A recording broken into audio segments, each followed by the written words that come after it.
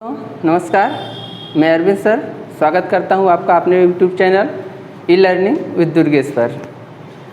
तो कल की वीडियो में आप लोग देखे होंगे कि हमारा स्वर मात्रा के आधार पर जो था वो कंप्लीट हो चुका था।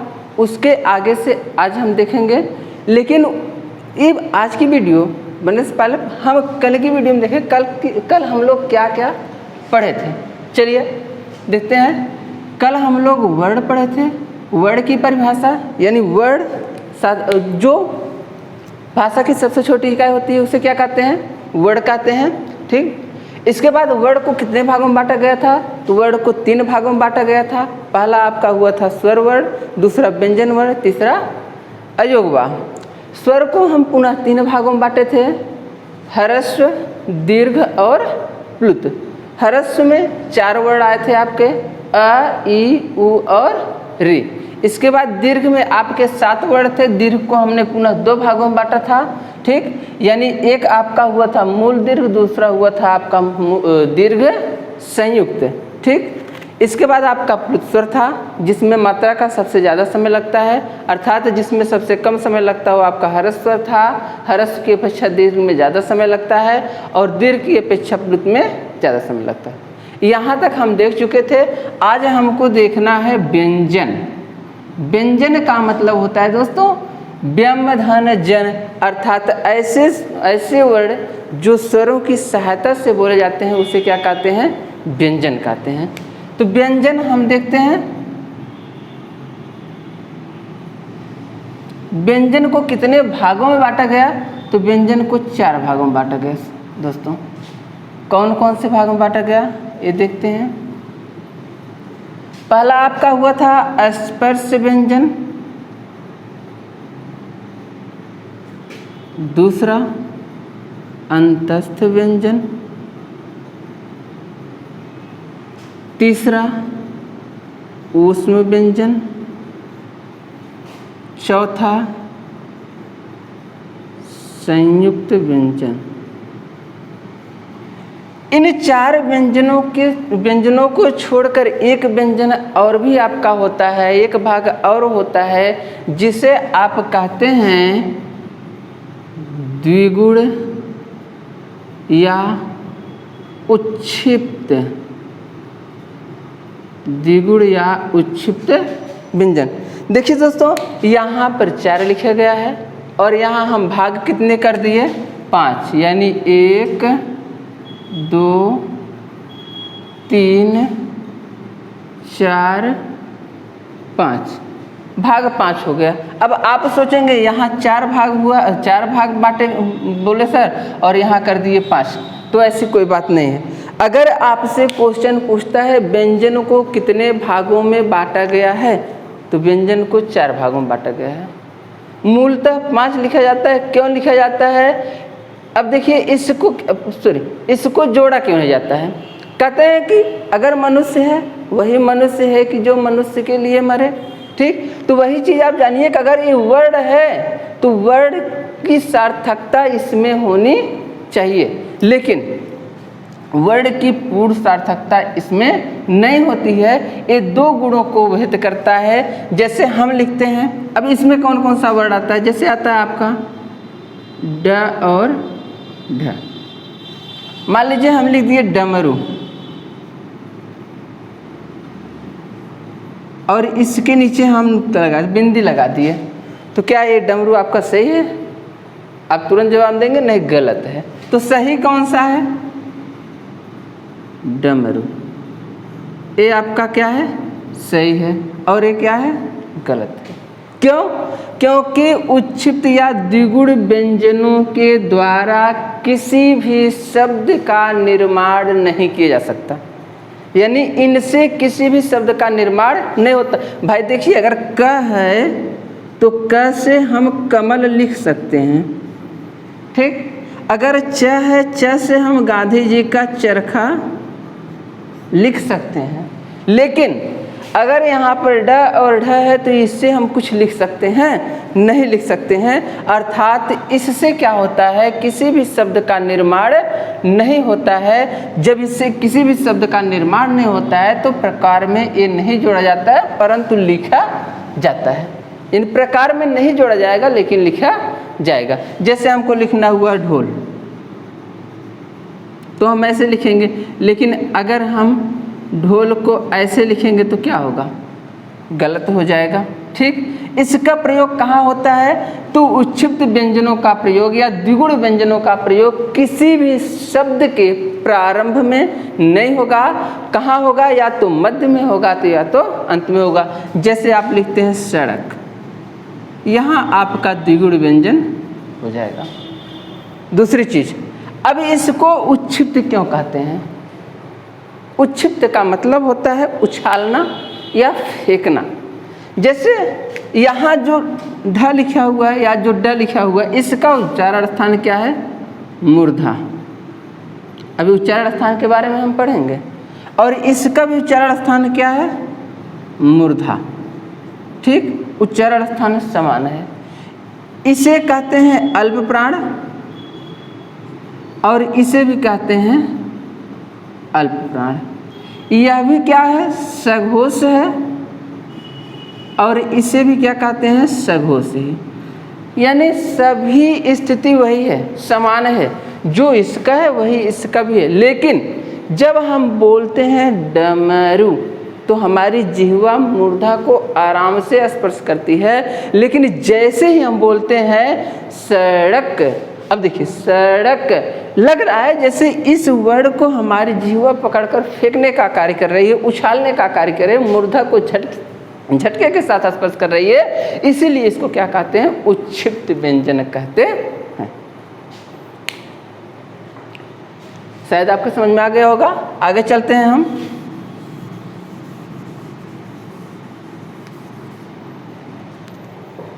चलिए आगे आते हैं स्पर्श व्यंजन। स्पर्श व्यंजन कहते किसे हैं? ऐसे व्यंजन जिनके उच्चारण में जिह्वा मुख विवर के स्थान को कहीं न कहीं स्पर्श करती है, उसे क्या कहते हैं? स्पर्श व्यंजन कहते हैं। यानी जिह्वा मुख विवर के स्थान को, मुख विवर का स्थान क्या होता है आपका? जैसे कंठ हो गया, तालु हो गया, मूर्धा हो गया, दंत हो गया, ओष्ठ हो गया, ये आपके मुख विवर के स्थान होते हैं। जब हम किसी भी वर्ड को बोलते हैं तो जिह्वा इन स्थानों को कहीं न कहीं स्पर्श करती है, इसलिए इसे क्या कहते हैं? स्पर्श व्यंजन। अगर बात करते हैं स्पर्श व्यंजन, तो स्पर्श व्यंजनों की संख्या कितनी होती है? 25। अब 25 में कितने, अगर आपसे पूछता है कि हिंदी वर्णमाला में कुल कितने वर्ग होते हैं, तो 5 वर्ग होते हैं। हिंदी वर्णमाला में कितने वर्ग होते हैं? 5 वर्ग होते हैं। कौन कौन से होते हैं? आपका पहला होगा क वर्ग,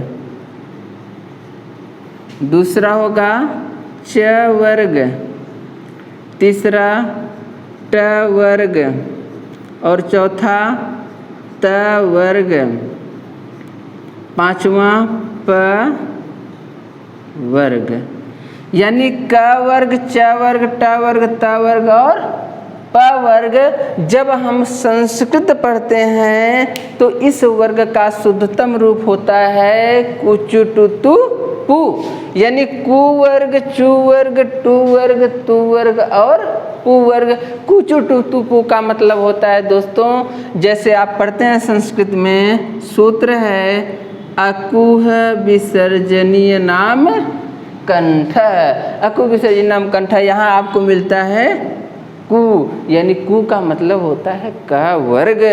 फिर इसके बाद आप पढ़ते हैं इचु यसा नाम तालु, इचु यसा नाम तालु, यहाँ मिलता है आपका चू। चू माने होता है च वर्ग।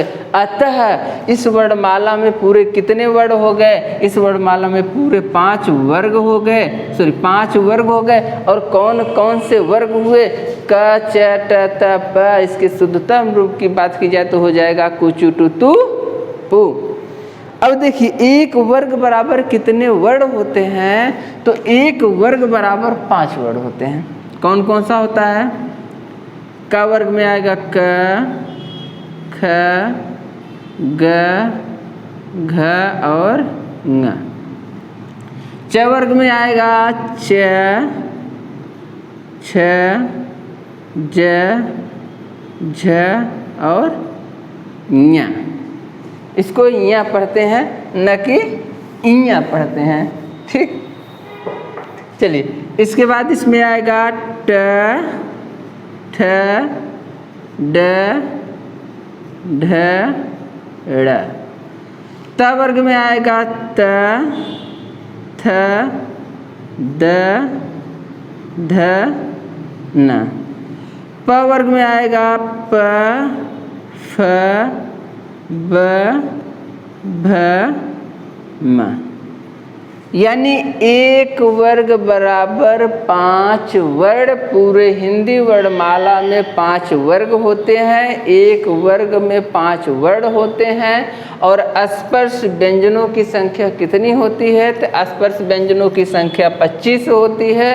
स्पर्श व्यंजन कहते किसे हैं? तो जिनके उच्चारण में जिह्वा मुख विवर के स्थानों को कहीं न कहीं स्पर्श करती है, उसे स्पर्श व्यंजन कहते हैं।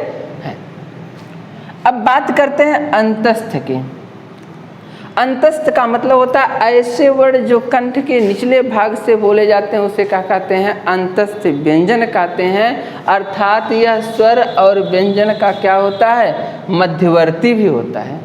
अगर कभी आपसे पूछता है स्वर और व्यंजन का मध्यवर्ती वर्ण क्या होता है, तो अंतस्थ ही होता है, क्योंकि इसी में आता है आपका य, र, ल, व।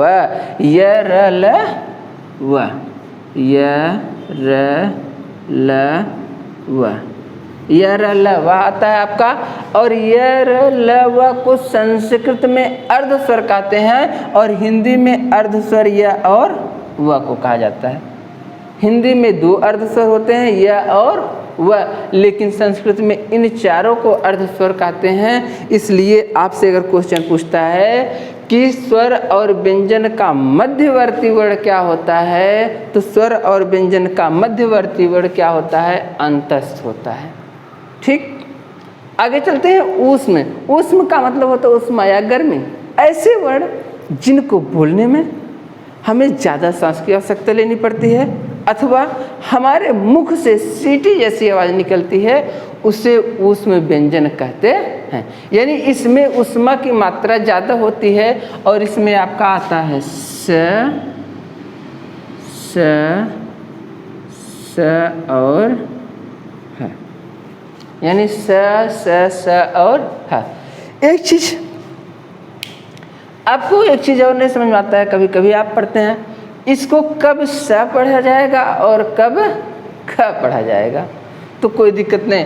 इसे संस्कृत में सदैव स ही पढ़ा जाता है, अर्थात इसे संस्कृत में सदैव स पढ़ा जाता है, लेकिन हिंदी में ऐसी कोई बात नहीं है। हिंदी में जब यह किसी भी शब्द के प्रारंभ में आता है तब इसका उच्चारण ख से करते हैं, और जब किसी भी शब्द के अंत में या मध्य में आता है तो इसका उच्चारण जो है स से करते हैं। जैसे यहाँ ऊस में लिखा हुआ है, देखिए इसका उच्चारण स हो रहा है।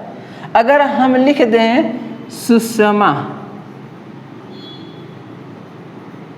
सुषमा, अब देखिए यहाँ इसका उच्चारण स से हो रहा है। ठीक, लेकिन अगर हम लिख दें खटमास, तो इसका उच्चारण किससे हो रहा है ना? इसका उच्चारण ख से हो रहा है। ठीक, चलिए अब देखिए आगे चलते हैं। संयुक्त। संयुक्त का मतलब होता है जुड़ाव या मेल। ठीक, जुड़ाव या मेल। तो ऐसे वर्ण जो 2 भिन्न स्वरों, संयुक्त व्यंजन पढ़ना हमको। ऐसे वर्ण या ऐसे व्यंजन जो 2 भिन्न व्यंजनों से मिलकर बने होते हैं, जो 2 भिन्न व्यंजनों से मिलकर बने होते हैं, उसे क्या कहते हैं? संयुक्त व्यंजन कहते हैं। संयुक्त व्यंजनों की भी संख्या कितनी होती है? 4 होती है। इसमें आता है आपका क प्लस स बराबर 6,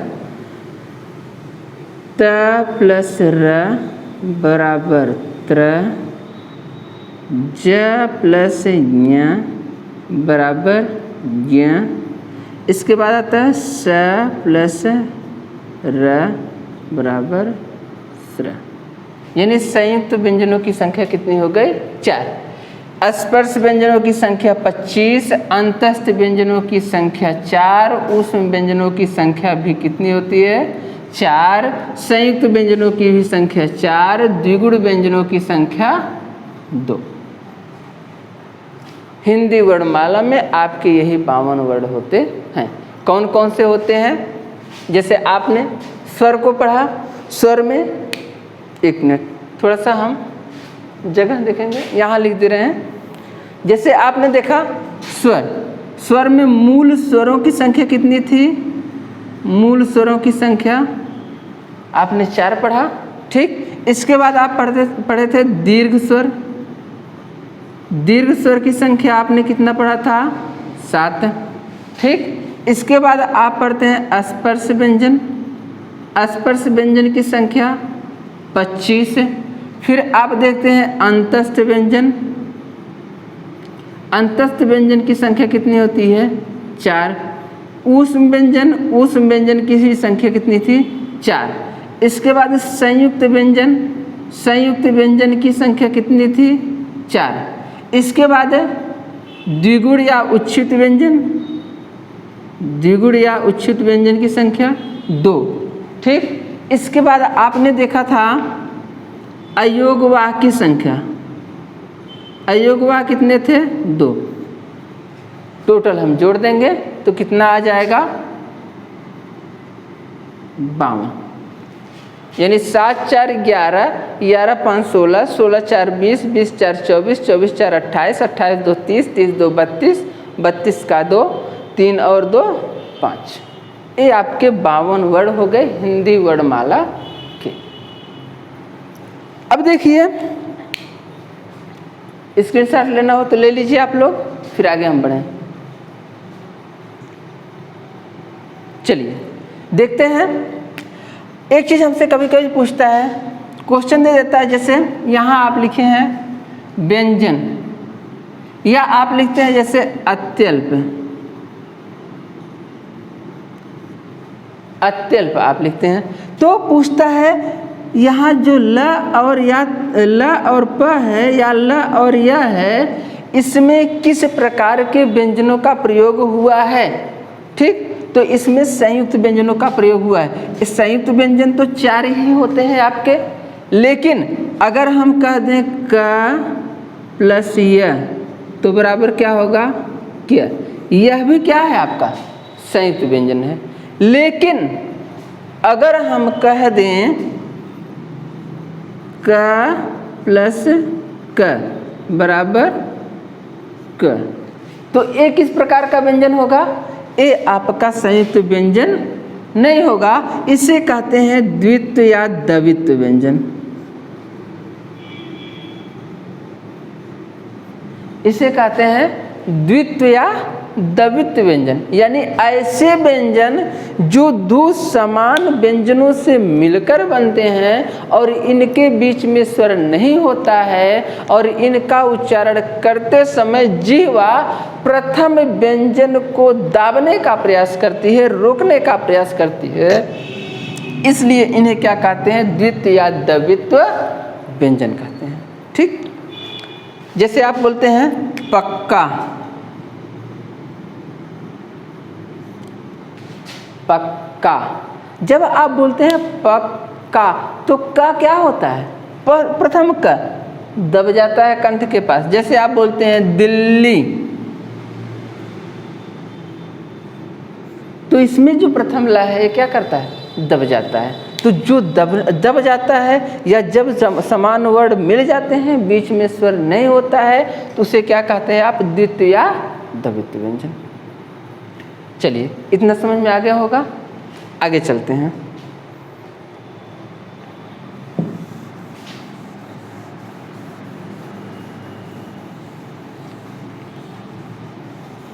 चलिए दोस्तों, देखते रहिए वीडियो, स्किप मत करिएगा वीडियो। अगर स्किप कर देंगे तो समझ में नहीं आ पाएगा, ठीक। अब हम देखिए, हिंदी वर्णमाला में 52 वर्ण को देख लिए, लेकिन हमसे क्वेश्चन कभी कभी पूछता है ना, क्वेश्चन पूछता है किस वर्ण की कितनी संख्या होती है, या किसे कितने भागों में बांटा गया है, या किसे किस प्रकार विभाजित किया गया है। तो हम देखते हैं, अगर हम वर्ण की बात करते हैं, वर्ण के भेद, अगर हम वर्ण के भेद के बारे में बात करेंगे तो वर्ण के 3 भेद होते हैं, यानी स्वर, व्यंजन और अयोग वा।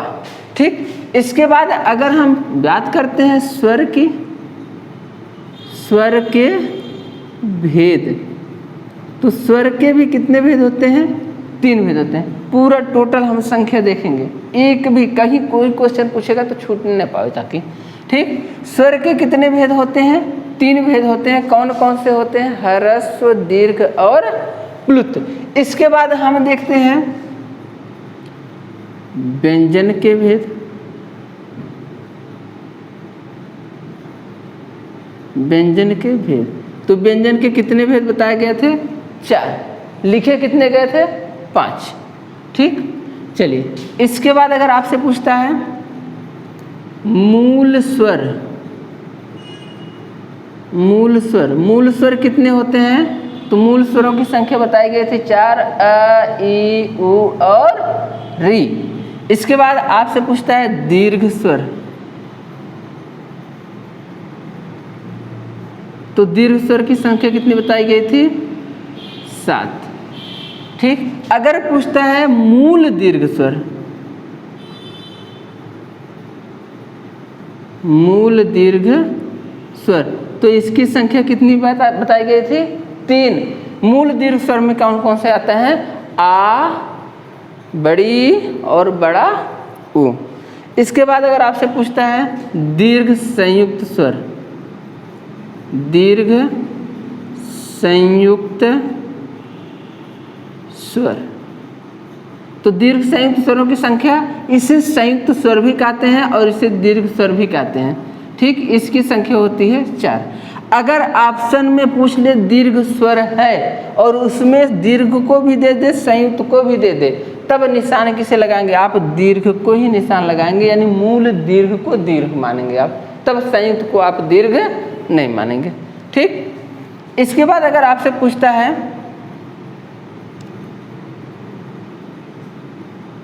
गुण स्वर, तो गुण स्वर, तो गुण स्वर हिंदी में 2 ही होते हैं।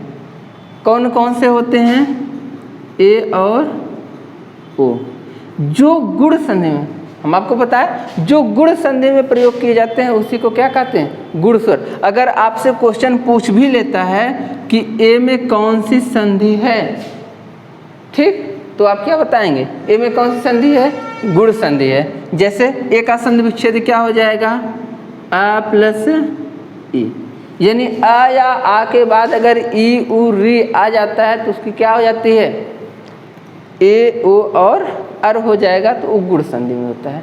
कभी कभी आपसे क्वेश्चन पूछ लेता है या में कौन सी संधि है?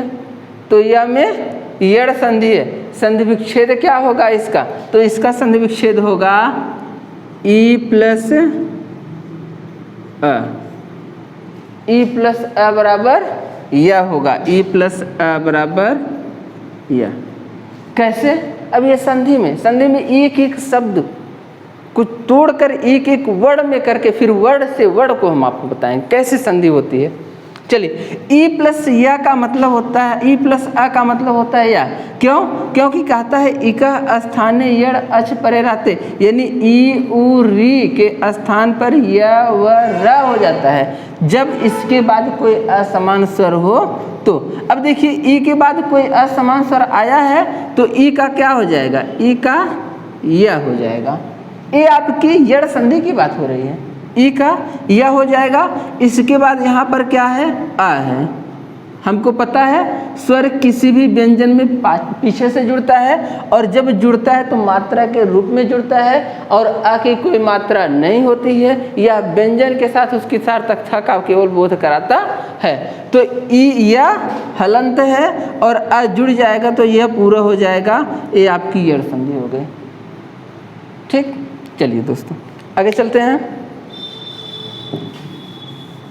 अगर आपसे पूछता है वृद्धि स्वर,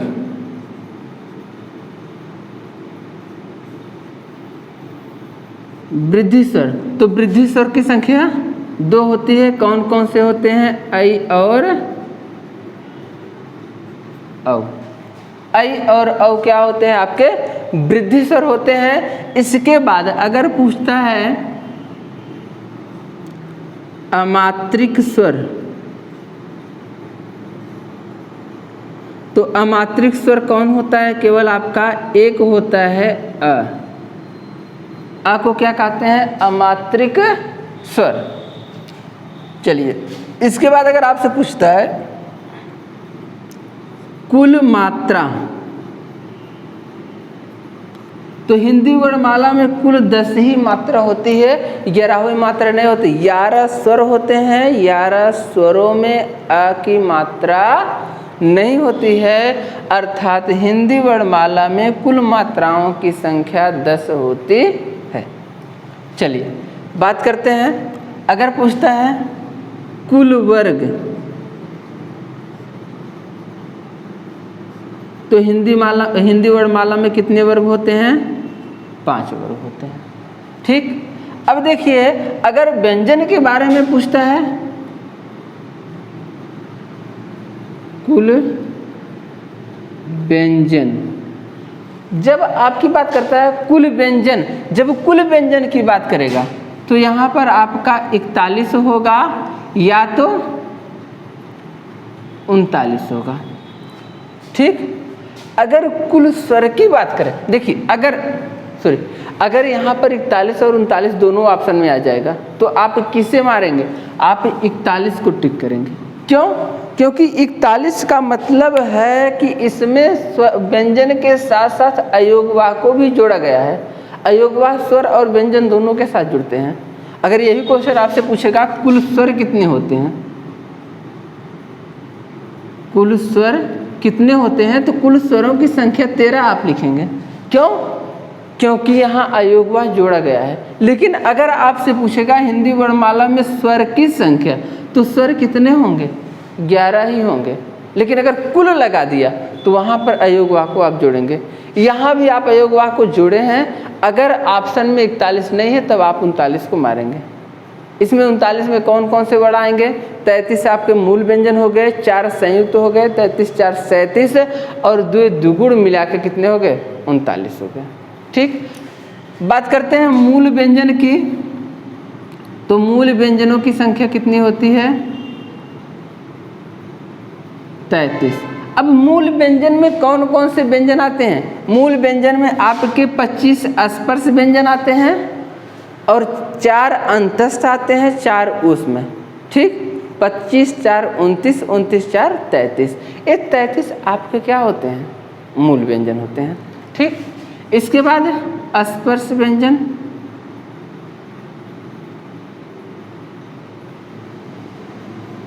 स्पर्श व्यंजनों की संख्या 25 होती है।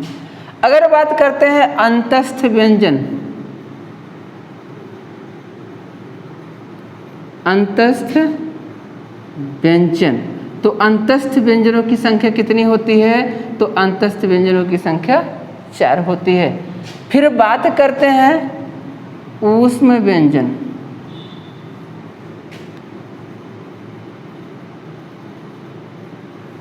ऊष्म व्यंजन, ऊष्म व्यंजनों की संख्या 4 होती है। पूरे वीडियो में लाइक करने की बात नहीं करूँगा। अगर आपको पसंद आएगी तो आप लाइक करिएगा, नहीं तो वीडियो देखिएगा। इसमें फ़ायदा आपका है, मेरा कुछ नहीं है। ठीक, चलिए, पढ़ेगा इंडिया तो बढ़ेगा इंडिया। चलिए आगे, उसमें हो गया। इसके बाद संयुक्त व्यंजन, संयुक्त व्यंजन, संयुक्त व्यंजनों की संख्या कितनी होती है? तो 4 होती है। ठीक, इसके बाद बात करते हैं द्विगुण व्यंजन,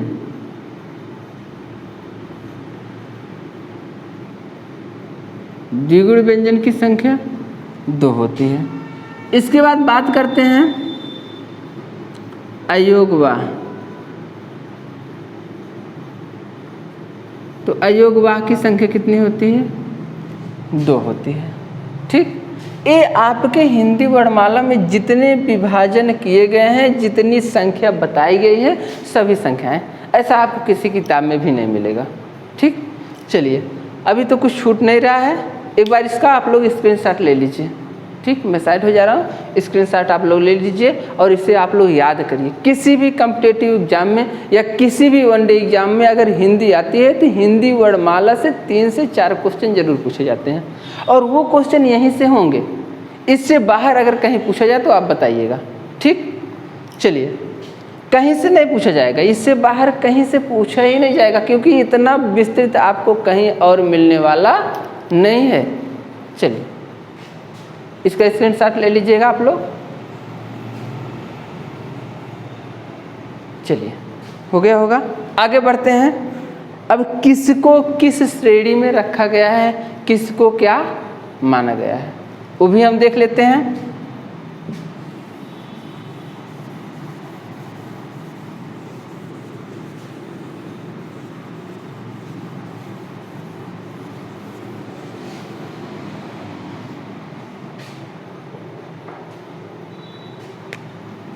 चलिए अब देखते हैं, अगर आपसे पूछता है कि अमात्रिक स्वर, हिंदी वर्णमाला में अमात्रिक स्वर किसे कहते हैं, तो अमात्रिक स्वर क्या होता है?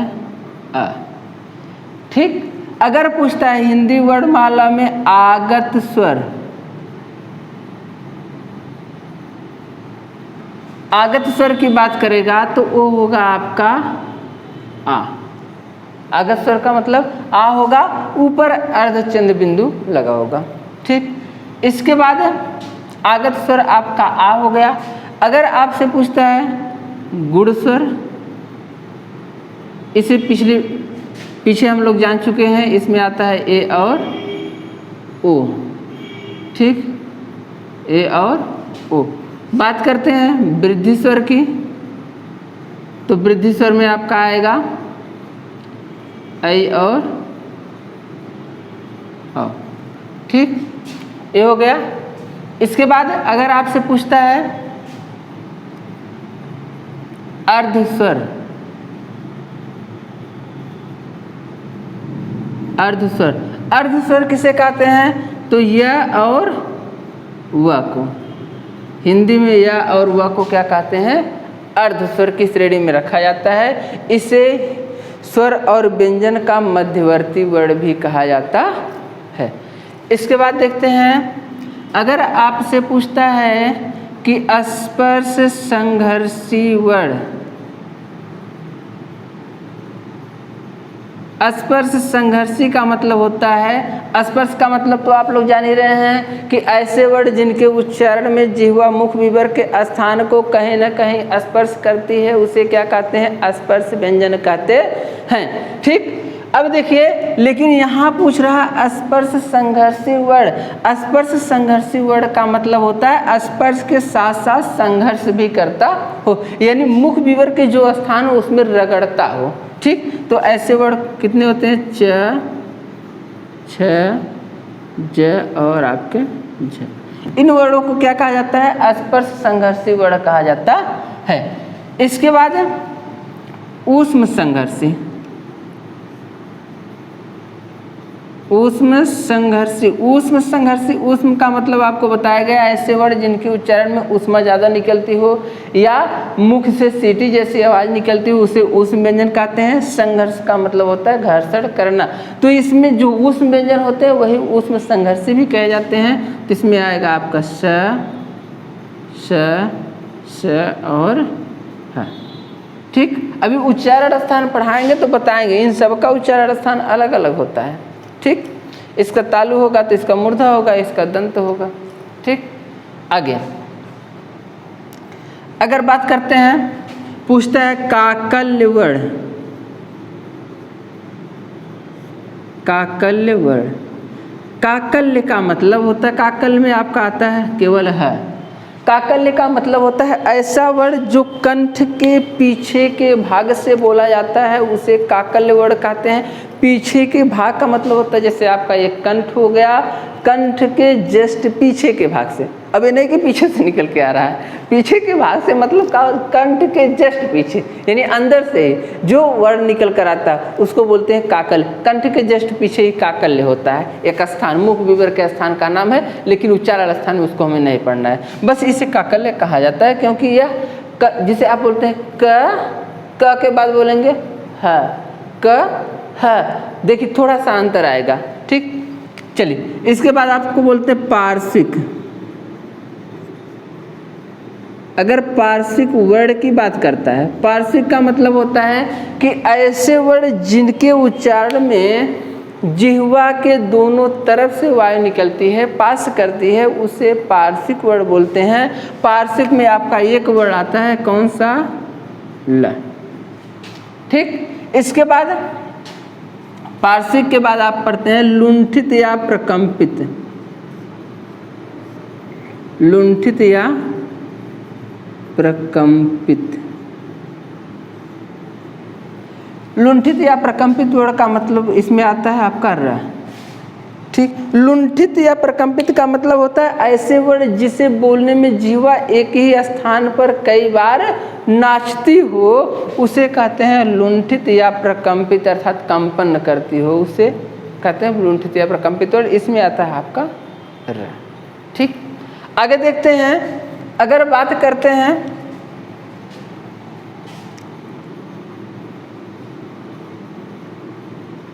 आगत वर्ण की, बात करते हैं आगत वर्ण की, तो आगत वर्ण की संख्या 2 होती है। इसमें आता है आपका ज और फ, ज और फ। ज और फ, नीचे ये जो बिंदी लगती है उसे बोलते हैं नुक्ता। देखिए बिंदी का बहुत बड़ा महत्व होता है दोस्तों। कहते हैं कीमत मायने कीमत की नहीं, मायने कद्र की होती है। बिंदी 1 रुपये में आती है, मस्तक पर लगाई जाती है, लेकिन पायल हजारों रुपयों में आती है, अच्छा हजारों रुपये में आती है, लेकिन वह पैर में पहनी जाती है। अब देखिए, अगर चप्पल आप नया लेके आए, क्या उसको सर पे रखेंगे? नहीं, भले से वो कई लाख का चप्पल हो, उससे मतलब नहीं, लेकिन नीचे रहेगा। और बिंदी चाहे 1 रुपये की हो और चाहे 10 रुपये की हो, उसे आप तिलक की तरह लगाएंगे। यानी यहाँ मायने कद्र की होती है, हमेशा याद करिए। अब देखिए, इसके नीचे बिंदी जरूर लगाइएगा। अगर बिंदी नहीं लगाएंगे तो आपका किस में चला जाएगा? अस्पर्श व्यंजन में चला जाएगा, तब वह आगत नहीं रह जाएगा, ठीक। अब देखिए, इस आगत वर्ण में 3 नवीन विकसित ध्वनियाँ भी हैं। कभी कभी आपसे पूछता है आगत वर्ण की नवीन विकसित ध्वनियाँ हैं। आगत वर्ण की नवीन विकसित ध्वनियाँ हैं, तो आगत वर्ण की नवीन विकसित ध्वनियाँ हैं क, ख और ग। इसे कहते हैं नवीन विकसित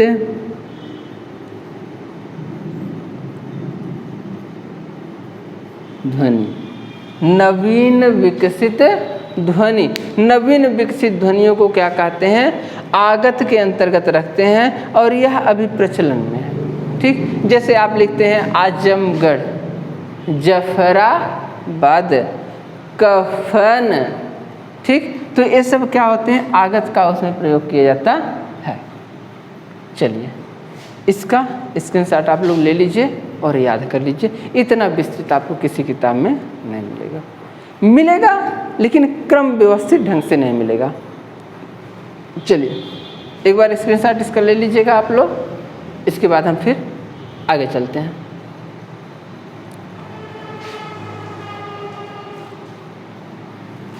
उम्मीद करता हूँ दोस्तों कि वीडियो आप लोगों को ज़रूर पसंद आ रही होगी, और एक रुचि के साथ पढ़ाई करिए। जैसे क्लास में पढ़ाया जाता है, समझ लीजिए हम मोबाइल से नहीं पढ़ रहे हैं, हम क्लास में बैठ के पढ़ रहे हैं, और पूरे इत्मीनान से बैठ के पढ़िए, पूरे रुचि के साथ पढ़िए, एकाग्रचित्त होकर पढ़िए, ठीक। जो चीज़ मन से होगा उसका परिणाम भी अच्छा होगा, और जो चीज़ मन से नहीं होगा, रुचि के साथ नहीं होगा, लगन के साथ नहीं होगा, तो उसका परिणाम अच्छा नहीं होगा, ठीक।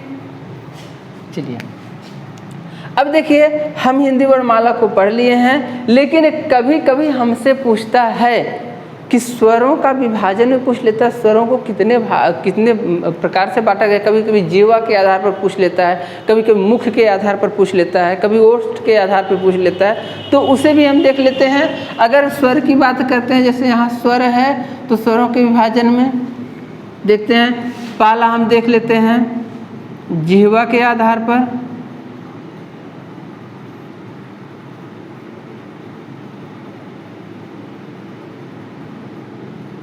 यानी स्वर को कितने भाग में बांटा गया, जिह्वा के आधार पर। ठीक, अगर पूछता है वो मुख के आधार पर,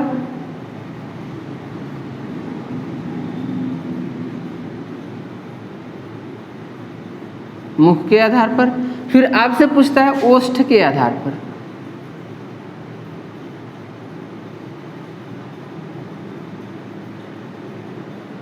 आधार पर, ठीक, ओष्ठ के आधार पर।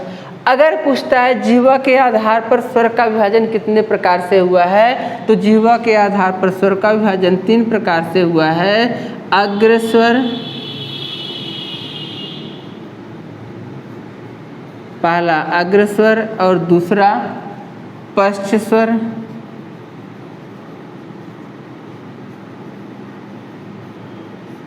और आपका तीसरा होता है मध्य स्वर।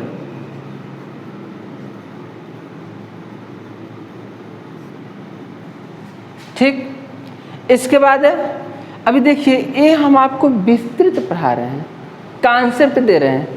अभी ये पूरा वीडियो ख़त्म हो जाएगा, टॉपिक आपका ख़त्म हो जाएगा, इसके बाद हम आपको ट्रिक देंगे। ठीक, चलिए, अगर पूछता है मुख के आधार पर, तो मुख के आधार पर स्वरों का विभाजन 4 प्रकार से किया गया। पहला विवृत, दूसरा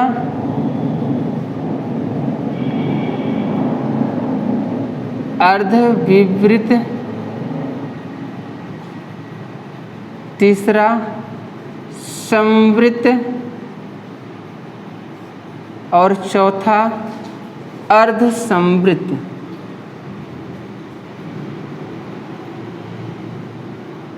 अर्धसंवृत। इसके बाद अगर ओष्ठ के आधार पर पूछता है, तो ओष्ठ के आधार पर स्वर को 2 भागों में बांटा गया है। पहला वृत्तमुखी, दूसरा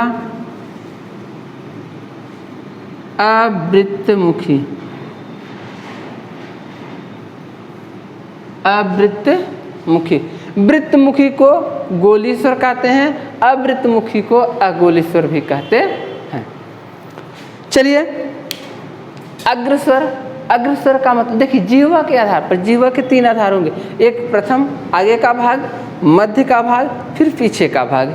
कहते हैं अग्रस्वर का मतलब ऐसे स्वर जो जिह्वा के अग्रभाग से बोले जाते हैं, उसे अग्रस्वर कहा जाता है। यानी जो जिह्वा के अग्रभाग से बोला जाता है उसे अग्रस्वर कहा जाता है, और ऐसे स्वर जो जिह्वा के पश्च भाग से बोले जाते हैं उसे पश्च स्वर कहते हैं। इसके बाद जो जिह्वा के मध्य भाग से उच्चारित होने वाला स्वर होता है उसे क्या कहते हैं, मध्य स्वर कहते हैं। इसमें दोस्तों परिभाषा आपसे नहीं पूछेगा, केवल आपसे वर्ण के बारे में पूछेगा। तो अग्रस्वर में आता है आपका ई, बड़ी ई, ए और ऐ। ई और बड़ी ई, ए और ऐ, इन चारों को कहते हैं आपके अग्रस्वर। ठीक, इसके बाद पश्च स्वर में आता है आपका आ, उ, यहाँ लिख दे रहे हैं हम बड़ा ऊ, ओ और औ।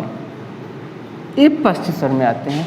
यानी आ हो गया, छोटा ऊ हो गया, बड़ा ऊ हो गया, ओ हो गया और अ हो गया।